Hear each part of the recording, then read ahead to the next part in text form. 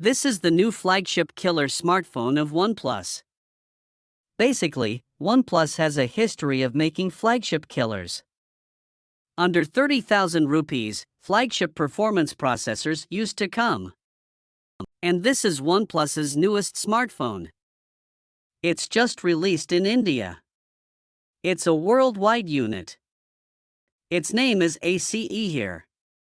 But when it comes to India, it'll be called Nord 3. This one has a very strong flagship processor. It's a new design. Nord 2 had a Dimensity 1200. But this is a level up from that. The box is red in color. ACE is written on top and OnePlus is written on the bottom. One more thing, you'll notice that it's written Oppo here. It's been Oppo and OnePlus. There are so many features and things. But it's time to open it. It won't come in red packing in India. It should come in the Nord packing. It's written on the front, never settle. But we need to be a little impatient. Oh, there's a cover too. The cover is quite thin. There's a texture inside. I found it better with a clear case. There are stickers here. There are 3 to 4 books. It's the same SIM ejector tool. Baby, it's a smiley face. Charger. It's written Super Boogly on it. It's an 80W charger. But it feels small to hold in my hand. It's not a heavy charger. And this is our cable. The standard red cable from OnePlus. You get to see that only. It's a standard unboxing so far. Nothing different. It should be different in the phone. Then it'll be fun. This is OnePlus' new smartphone. It could be a flagship killer. It gives paper instead of plastic. It's good. It gets recycled. This is OnePlus' new Ace or Nord 3. You can call it that. First of all, why is there a flash on it? Is there a flash here too? There's a flash here too. I don't remember which smartphone I saw a flash on. But on the back, it looks like plastic from a distance. But it's a glass. It has a matte finish with a medium texture.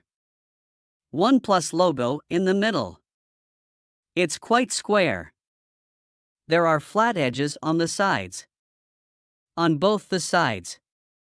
One thing they've added is this. It gives a OnePlus feel. Ha. It's a OnePlus logo. There's a power button here. There's a volume button on the top and bottom. On the left side. There are sensors on the top side. There's an infrared sensor. You can turn it on or off. There's a USB Type-C port here. And a speaker grill. I think there are 2 speakers on the bottom and top. That's why they've added that. There's a SIM 1 on the top side. And a SIM 2 on the bottom side. You can't insert microSD or SD card. They didn't include an IP rating. Because IP ratings cost a little. But it will be included. It shouldn't be a problem if you pour water on it. The back is made of glass. But the sides are made of plastic. So it feels sturdy when you hold it. But it doesn't feel like a flagship. Because the feel of glass and metal is different. But it's comfortable to hold. One thing I'm interested in is that there's a Corning Gorilla Glass 5 on the back. Not on the front. On the front, there's a Sahi glass. I think it should be the other way around. But it's okay. I haven't had much trouble with the front yet. I can honestly say that they could have added a little more premium finish to the grip. OnePlus is known for its looks. So I think it would have been better if they added a little metal. Asahi Glass, the glass on the front, is an Indian company. Okay, let's check that out too. On the front, there's a 6.74-inch display and a 120 Hz display. It has an AMOLED display. It runs HDR10+. One thing, like I was adding the Wi-Fi password, it's not just the flagship phone that has a strong processor and the specs of the camera are strong. There are small things like the vibration motor. So it has a slight feel. This mid-range one. If you notice, the bezels are very low. According to this price point, it looks good. And I noticed one more thing. Usually, when I'm making videos, I keep the brightness on max.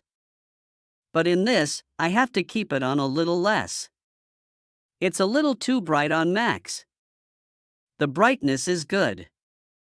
It's a 1450 nits brightness, which is not available at this price point. Let's play a song. The speaker is very loud. The sound was coming from both the sides. The battery is fine. But overall, the loudness was good. In this smartphone, it feels a little square when you hold it. But it has a 5000 mAh battery. The phone is not that heavy. If you want to charge the phone from 0 to 100%, you have to wait for 32 minutes for the advertisement. It will be done in 40 minutes. The vibration is not that flagship. You don't get to see ColorOS 13. A lot of people like it. When OnePlus comes to India, they have their Oxygen OS. It has the same vibe as ColorOS. But I feel it's a little lighter. It feels a little better and optimized. Basically, when it comes to India, it's a lot of Google stuff. If you swipe left in India, you'll find a lot of Google stuff. I didn't find any issues with the software. It has a lot of pre-installed apps. It has Bilibili and all. But I don't think it will come to India. I'll tell you the truth. When we are making this video, we have no idea about the price in India. Because it hasn't been launched in India yet. But if it's below 30,000 rupees in India, it will definitely be very expensive. But usually, the Nord series comes under 30,000 rupees. It will come around 30,000 rupees.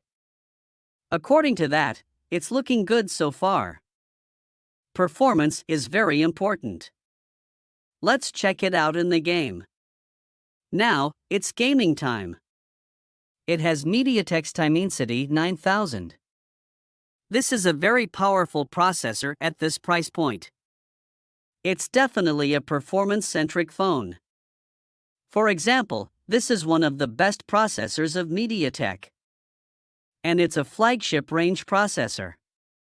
It can compete with the 8th Gen 1 and 8th Gen 2. It's a big deal to be able to put it at this price point. It doesn't matter if you put it or not. It's a game, you'll enjoy it. The RAM is also good. It has a 12 GB variant. It has UFS 3.1. It has a 16 GB variant. It can expand up to 8 GB. It will have 1 TB RAM. But let's play the game and see. We'll know the truth after playing the game. Oh, what happened? It's not shutting down. This phone is a buggy. I can't swipe left or right. Now, it's time. It runs on 90 FPS on the Audi. It runs on Ultra on the Max. It'll be great if we run it on full setting. It has 2 speakers. One on the top and one on the bottom. It gets stuck with the finger. There are a few good things in this. It didn't go to the highest setting before. It's been upgraded quite well this time. But yes, it's running on full setting. And now, it's stuck. But actually, the graphics and gameplay are looking good. There's not much bezel. So, actually, it was fun to play the game. The performance is coming at this price point. And definitely, I found it quite smooth. Let's play one more game. Oh, brother, save me. No, no, no. Save me. Save me, John. John Wick can save me. Oh, I'm dead. It's okay if I don't die. But the performance is quite good. I'm not going to die. I'm not going to die. I'm not going to die, otherwise, it keeps running. But the performance is good. The camera is also very important. Let's check that too. There's a Lux setup on the back. There's a big camera on the top. There are 2 sensors on the bottom. This camera is not working. 64MP primary, 8MP ultra-wide and 2MP macro. I still don't understand why there are 2 flash. And I don't even understand how to turn on the other one. If you turn on the flash from here, it still works. And if you turn on the flash, the upper one is still working. How will the lower one work? They also shoot in 1x. The photo is a little gloomy. It feels like it's shot in heaven. It's because of the optimization. But the actual color range is also shining. The low is also good. I didn't like the wide one. But the detail is not that bad. Of course, the details are not as good as the primary. But overall, the feel is good. And if you look outside, you can see trees. The grass looks good. The macro is just to show. There is not much detail. There is a good light here. But the photo is not that good. You are taking a 4x photo with your phone.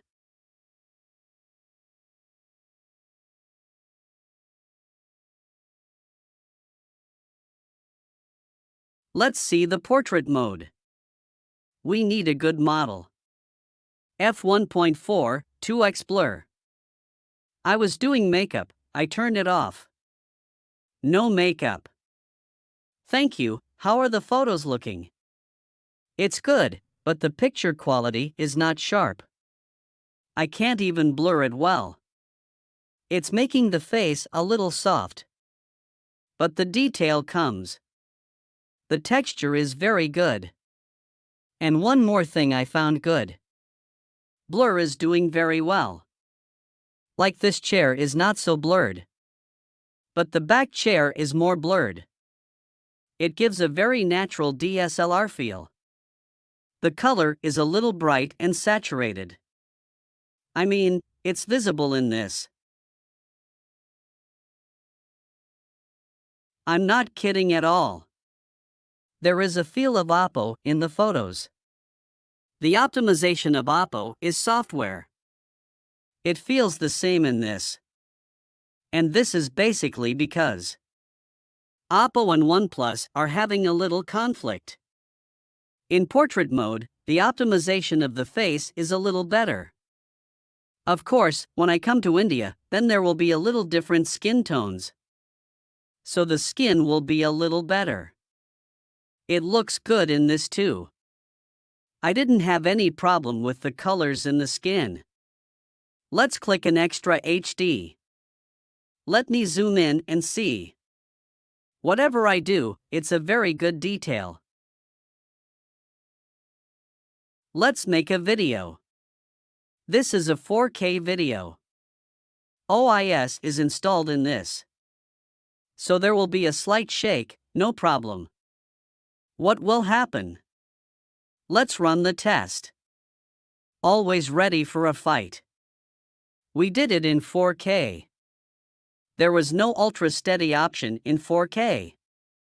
But this one has ultra steady. It has both digital and OIS. But it crops a lot. It's a little weird. It's a good thing. If I'm making it in 4K, then a little wide video comes. I'm making it in 1080p. It gets a little cropped. And if I turn on ultra steady, it gets more cropped. You can only see the hands. And there is no ultra steady in 4K. It's coming out well. I'm jumping around like this. But you know what? The frame is not moving much. OIS has a tripod mode in night mode. I'm not focusing in this one. I blurred it completely in this one. But I'll focus once. The detail is very good. I didn't expect the night to be so good. If you look at the top, you will think that which idiot is sitting here. Actually, it's a security camera. Let's click a selfie. Selfie's detail is not good. I mean, the beard is not looking so clear. The colors are good. Overall, the feel of the photo is good. But the detail is less. Let's check the front portrait. The portrait is still detailed. It's giving a heaven-like feel. But it's looking good. The edge direction is good in the portrait too. In the whole series, the selfie camera is lacking. And it's being felt in this too. I feel like there is no problem with the sensor. Actually, the optimization is getting soft in it. Some spice is getting stuck in it. The thing is that under 30,000 rupees, a lot of camera-centric phones come. In that, the focus is on the camera only. They take a lot of better photos. The quality is of a flagship level. I would call it a mid-range level quality. In all the smartphones OnePlus has shown recently, there is a level up definitely in the software too. There is a big change in the camera in the last 1 to 2 years. In this smartphone too, the performance and everything, there is definitely a big improvement. A flagship killer, you can definitely call it that. But it's not killing anything in the camera. You can call it a decent level camera. If it had been optimized a little more, then it could have come with a lot better photos with the same hardware. And the selfie camera, I feel like the performance-centric phones used to reduce the selfie camera first. Don't gamers take selfies? I don't understand this. But overall, it's a very performance-centric phone and I felt a lot of balance in everything else. In India, it used to come below 30,000 rupees. It will definitely be a strong phone. We will test it well when the Indian unit comes. But we were very excited to test it. So, we ordered it and made this video for you. Hopefully, you liked the video. I'm in the next video. Bye bye.